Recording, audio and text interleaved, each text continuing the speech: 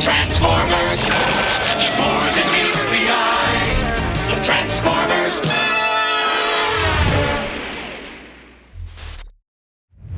Hello and welcome one and all. Today we are shining the spotlight on one of the coolest retro-inspired e-bikes around, the Outsider 5.0 by Michael Blast. This bike is not only a fantastic ride, but it's also just about being seen and making a statement with its throwback aesthetics. This new generation Outsider, priced at $2,400, has retained the best features of its previous version while sporting some considerable upgrades. While you could argue that it's more about being seen and looking cool than anything else, don't be fooled. This is a feature-complete bike that offers a fun and efficient ride. Powered by a removable 960 watt-hour battery, the Outsider 5.0 has a minimum range of 40 miles. Now, if you're a pedaling sort of guy or gal, you may be able to get a little bit more range here, but if you're like me and looking to unlock this bad boy for top speed and mainly use the throttle, you'll probably get around 35 to 40 miles. Depending on your terrain, of course. The battery is removable, but Michael Blast created a sick-looking gas tank cover which allows you to charge the battery right on the bike. The Bafang rear hub motor, rated at 500 watts and 80 newton meters of torque, provides enough power to make this feel like a sporty ride. In the ride test, we tested it as it ships with a top speed of 20 miles per hour, but it can be unlocked to top speeds of 28 miles per hour. The Outsider features an underbar thumb throttle, which can get you up to 20 miles per hour independently of what level of pedal assist you're in, which is a great feature to see. The bike rolls on 20-inch with chunky 5-inch wide Cool Ride tires, giving it an undeniable presence on the road. I'm a fan of the cool tread pattern here. It's not quite aggressive enough for some real off-roading, but I would feel comfortable taking it on the dirt every now and again. The Tektro hydraulic brakes with massive 203mm rotors ensure you have reliable stopping power in your hands. These things work really well. Enough said about that. With the 7-speed Shimano Tourney gear set and Shimano trigger shifters, the shifting was dialed in right out of the box. Now, adjusting your derailleur isn't a big deal, and all of you should honestly learn how to do that, but it's always nice to get a review unit assembled and just be able to hop on and take it for a spin. The unbranded motorcycle-inspired front suspension with 80mm of travel gives us a nice, smooth ride feel. I love that we have preload and lockout adjustments here, just a nice little bonus to dial in that ride feel even more. This bike also features fully integrated lights for safety during nighttime rides. The front light is massive. It's fairly bright for this type of light as well. In my opinion, this is one of the two main features that make this bike look so cool. The second is the frame, but we'll chat about that in a bit. The Outsider 5.0 sports a color LCD display where you can monitor ride metrics in real time. It's bright enough to see in the hot Texas sunshine, and you can also adjust the brightness in the menu if you want to crank it up a notch. And let's not forget the distinctive banana saddle, adding to the bike's cool vibe. It's got a bit of a reverse taper to it, so it gets a little taller as you move to the back of the bike. And I found that it was more comfortable for me at 5 feet 10 to sit, pretty far back, but for shorter riders, anywhere on this cushion should feel pretty good. We reviewed the Outsider 4.0 last year, so let's chat about some of the improvements they made on the 5.0. One of the most notable upgrades is the battery. The Outsider 5.0 boasts a massive 960 watt-hour battery, a significant boost from the 696 watt-hour battery on the Outsider 4.0, expanding the estimated ranges from 25 miles to 40 miles. The front suspension, while more or less offering the same performance, looks way slicker with all black stanchions. The Outsider 5.0 is also equipped with larger 203mm Tektro hydraulic brake rotors, up from 180mm, providing superior stopping power. Plus, the wider 5-inch Cool Ride tires offer better grip and a more imposing look than the previous 4-inch Innova tires. The standard height has also increased in the 5.0, and while this still is a fairly short, compact frame, it is going to allow for taller riders to have a better riding experience here. And that brings me to the second key feature that makes this thing so cool. The 5.0 drops the mid-frame support bars that are prevalent in the 4.0. The 4.0 was sexy, but the new frame is next level and brings a sleeker, streamlined design to the platform. The 5.0 is also built to carry up to 300 pounds, which is a considerable improvement over the previous model. With these upgrades, the Outsider 5.0 stays true to the spirit of the Outsider series, but provides enhanced functionality and comfort, making it a much more enticing package than the Outsider 4.0, in my opinion. Michael Blast has really outdone themselves with the 5.0. They've taken a beloved e-bike, kept all the things we adored about the older model, and just made it even better. That's what we hope for, but, it's not always the case with some brands. At 80 pounds with a weight limit of 300 pounds, the Outsider 5.0 isn't just a good-looking e-bike, it's a feature-complete, powerful, and fun-to-ride machine that seems to be living up to its $2,400 price tag. Now, we could chat specs all day, that's literally what I do, but let's head outside to see how the Outsider 5.0 handles on the ride test. All right, guys, welcome out to the ride test for the Outsider 5.0 from Michael Blast. Now, as you know, we've covered a couple of these in the past. the first thing that I noticed here, and there are a couple of changes, and we probably talked about some of those in the review, is a little bit of a different frame style. So the other one had a couple of like support brackets here and there, and this one has a very clutter-free option here. So it's very open on the middle, which is really cool. And then there's some options to add additional batteries, all that sort of stuff. Just makes this a really slick, clean looking e-bike. So let's go ahead and hop on and see how she handles. Now, we currently have it in Class 2 mode, as that is how most of it ships. I believe there's a way to unlock a top speed of 28 miles per hour, but for this review, just so you guys know, we're gonna be in Class 2 mode. We've got it in pedal assist level 5 over here, so let's go ahead, grab the grips, and let her rip. Now, if you've ever ridden a motorcycle, this has a very motorcycle feel. The only difference that I noticed right off the bat is with the smaller tires, you do have a little bit more flexibility, a little bit more agility. But for the most part, as far as like the ride feel goes, where my hands are, how my butt's sitting, this is got a really solid motorcycle feel, which is good because I mean, that's what it looks like. So if you hop on this thing and you're expecting, not a motorcycle ride, then, well, I don't know what to tell you because it looks like a motorcycle. Now we do have some really nice big suspension up in the front. So, go in here, there's some like little bumps and rivets and stuff, and it feels like I'm just cruising.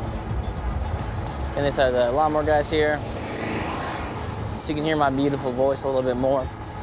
And so, as far as like the ride feel goes, it's it's exactly what you'd expect, maybe even more comfortable. It's also a little bit bigger than you'd expect. I mean, I've seen the reviews, I've seen them online. This is my first time, personally seeing one in person. Is that a phrase, personally in person? I'm not sure. But this is my first time, and when you unbox it, you're like, oh, it's a bigger bike. So it's a bigger bike. It's got, some really nice colors. This particular yellow is something that they don't offer on the 4s, for example. And it's just a very eye-catching, comfortable bike. And yeah, we're just out here cruising. Now, if it were me, I would love if this could go 28 plus because it's such a stable frame. It's a stable ride feel, so I really feel like we could get going, higher speeds on this thing. Even with, the smaller tires, not smaller in width because they're pretty fat. But the fact that, they aren't, 26s, for example, and that's what we've seen on some of like those bigger sort of all-wheel drive bikes. Not that this is an all-wheel drive bike, but we just, had those sort of like motorcycle feel with those bigger tires. But you still get that even with, the smaller tires here. And it's just, such a breeze to ride here. Now, one thing I'll note, and this is something I had to find out myself, and I was sort of confused about it for a little bit, is there are 2 different modes in every level of pedal assist. So for example, go ahead and hit the brakes here. Nice big hydraulic brakes, brings this bike to a stop, really quick. I was pretty impressed with that. Before we did some filming, we're coming back over here to this particular area. I was doing some skids here and there. So far, very impressed with the handling and the stopping capabilities on it, for sure. So if you look over here, and I might have turned, did I turn the light on? No. So if you look over here, I don't know if you can see it, depending on how I can get this in the camera, there's this little S down here. So if you double tap, either, up or down, kind of where you're at, it'll go into eco mode. I'm not 100% sure if it's eco mode and sports mode. That's what I'm calling it. ENS, that makes sense. And so in eco mode, let's go ahead and we'll take off here. And you notice it's a much slower takeoff. We're actually gonna get a different top speed, or at least when I was riding around earlier, I was getting different top speed. So this is very easy, very smooth. Nothing sporty about it at all. I guess that's the eco mode or energy saving mode. Any other E words you can think of that, kind of make it sound like it doesn't go quite as fast or quite as torquey. So, we got that. And then as soon as we'll just double tap it. So then the S pops back over here. And we're off. So it's a much different experience going from E to S. So if you're somebody who wants to be on a bike, but you don't want all that torque, you can make this bike pretty quickly not have so much torque in it. So that is kind of a cool feature. A little bit, if you don't know what it is, you get the bike, you're like, what the heck? It's only going 15 miles an hour. It said 20. So if that's your thing, go ahead and just double tap on those buttons, change it from eco to sport, and you'll be good to go. Now it does have pedals. I haven't used them yet because this has really been, the majority of my riding has been just like this. But if you want to pedal, we can. And even, so we're in gear 7 over here, and we do have a good cadence, no ghost pedaling or anything like that. So that is nice to see. I'll go ahead and hit a turn here.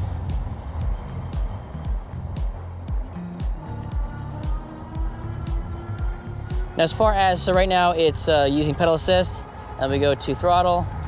Pretty much seamless going from throttle back to pedal assist, which is something that I like to see. You know, if you're, maneuvering, trying to get through some place, you want to punch it, you can punch it, which is nice. I say punch it, it's not, even in sports mode, it's not necessarily like super torqued up, but you can, you can feel the motor kick in, and you get a nice ride feel on it. Head this way. Now let's go ahead and do a braking test on it. Get up to that top speed of 20 miles per hour. And let's go. Yeah, it's probably about 10, 11 feet. Very nice. And one of the things that, adjust the camera a little bit, that I like about this is you do have that sort of traditionally shaped gas tank here. So if you want to, hug your feet against it, you can do that, which is super cool. Again, kind of adding to that motorcycle aesthetic. Now the grips over here, they're not locking grips, but they don't move at all. And you kind of get a little bit of shifting, I guess, between, that top layer of leather and then the padding that's underneath it, but super secure. And, it fits in right with the vibe of sort of having this like older style yellow with sort of these, faux leather grips. We got a nice big motorcycle seat back there. I mean, it's underneath me and it's also behind me, so it's big. And as far as like putting a second person on here, I think you could probably do that if I had to. It wouldn't necessarily be the most comfortable thing in the world, but I've got probably 12 inches behind me. Now this would be, not super fun to pedal. You could do it, but if you wanted to throw somebody back there, you could definitely fit another person back there. It doesn't come with any pegs or anything like that, so it's not necessarily designed for that. I think the larger seat's more for taller riders to be able to sit back here and enjoy the ride a little bit. And then also, if you are, feeling a little cramped up, because the handlebars, you can adjust those, so you can push those out a little bit and get more of an upright ride, with your hands kind of up in this area. But I'm not that tall, so I sit kind of right about here, get a nice grip with my thighs, and this is comfortable. And I could cruise like this forever, literally forever, till the battery ran out. So yeah, guys, I mean, as far as ride feel goes, this is something that is pretty dope. We also got a little bell over here. So if you guys, you want some safety aspects, we do have this bell, which is pretty nice. So if you need to do some safety stuff, you can do that. What is that?